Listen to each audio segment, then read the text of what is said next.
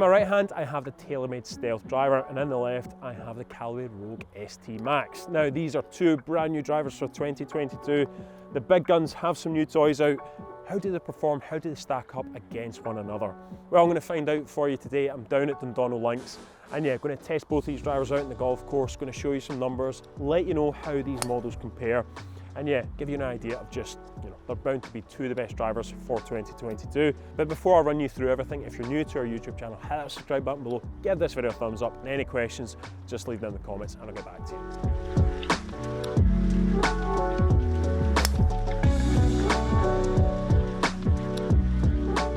Let's discuss the looks of these drivers. First off, the Rogue ST Max. Now, this is, in my humble opinion, the best looking Callaway driver I've seen in God knows how many years.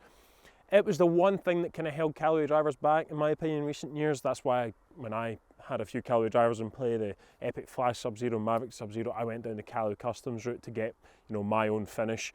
But I just think this looks utterly superb. That kind of goldy, brassy colour with the technology, that tungsten speed cartridge and the sort of decal on the crown there. I just think it looks sensational. That matte black finish on top, it looks absolutely superb. Down behind the ball, this thing has a big, stretch back shape to it. It is that Max model, so it has that large footprint. It looks really forgiving, really user friendly.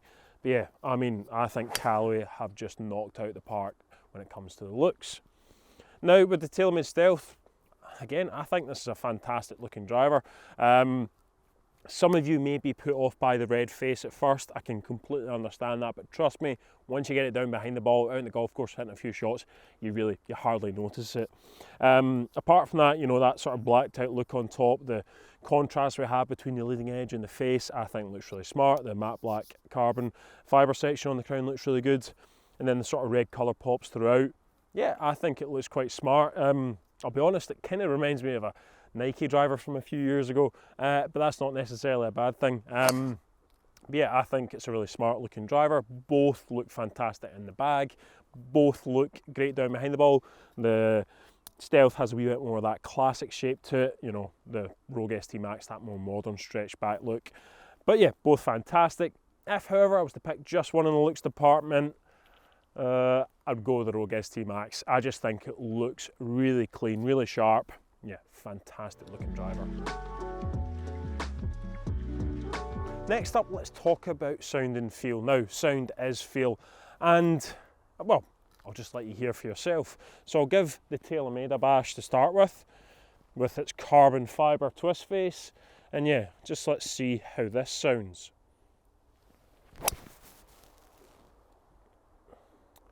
Now, to me, the Stealth is very much like TaylorMade drivers over the last few years, that relatively low, crunchy sound down at impact. You might think this carbon fibre face would feel and sound horrible or really different or fantastic. You might just be really intrigued, but to me, it's just kind of what you would expect of TaylorMade. Although it's an entirely new material, it just sounds fantastic. Now let's check out the Rogue ST Max. Now, I think Callaway struggled with the sound of their drivers maybe, 3-4 years ago, the Epic Flash and the like. But in the last 2 years or so, the sound, the Maverick, the Epic Speed, I think they've sounded fantastic. So let's give this one a rip.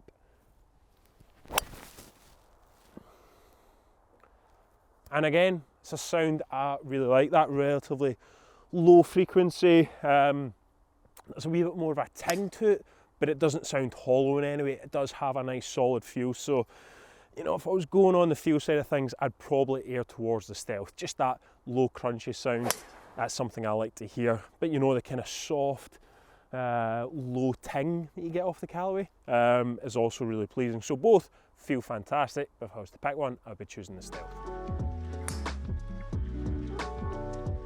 So let's talk performance. Well, both the models I've got today, the Stealth and the Rogue ST Max, they're not perhaps best suited to my game. With the TaylorMade, I would go with the Stealth Plus. With the Callaway, probably go with the Max LS. I need that little bit lower spin. But these are, the models that will suit most of you watching this video. The jack of all trades, good ball speed, high and wide for lots of forgiveness, nice high launch.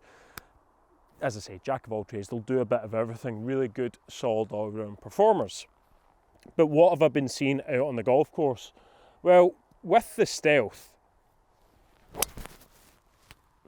I've been seeing really solid speed, really good distance. This thing just feels hot off the face.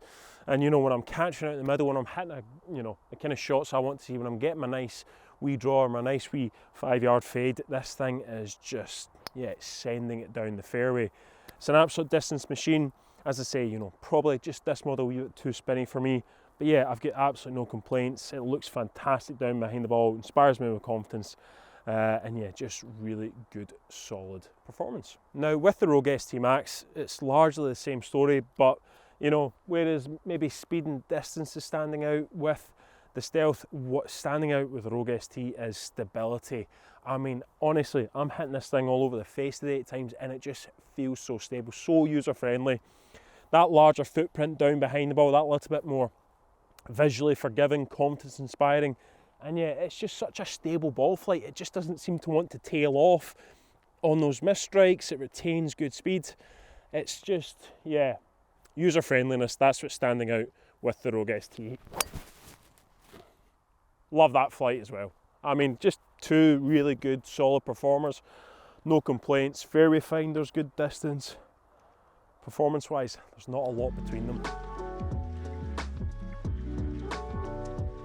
Now to run you through the all-important numbers. I tested both models at 9 degrees of loft and a shaft I really like, both using .1 golf balls on TrackMan. But it's worth bearing in mind that these models probably aren't best suited towards my game. With the Callaway, I'd be going more for the Rogue ST Max LS or maybe the Triple Diamond. With the TaylorMade, I'll go with the Stealth Plus to get that lower spin. So worth bearing that in mind. But once I flash up these numbers, you can see there are some subtle differences, but in terms of overall performance, fairly similar. With the TaylorMade Stealth getting slightly more club head speed, I would probably expect that. The fact that we've got that kind of squatter, more aerodynamic look to the club head. Launch angles are both, you know, fairly similar, 13.5 versus 13.3. In terms of ball speed, it's actually the Callaway Rogue ST that's winning out the day there, and that's just down to the consistency on offer across the entire face of this golf club. That's what I was finding, you know, when I was butting out in the middle, really good ball speed, but no slight toe and heel mishits, still retaining speed. With the Stealth, you know, still fantastic ball speed, 164.3. But I did find that there was a wee touch more of a drop-off on the mishits. But for the absolute button ones, this was the winner. This one on peak ball speed, I got up to 170 with one of my drives with the TaylorMade Stealth. Just, I mean, out of this world for me. So then you'll see there's a wee bit of difference in the carry numbers, both spinning on the high side for me. TaylorMade almost at 3,000, the Callaway over 3,000. As I said earlier, that's why I would go for different options to probably maximise my performance.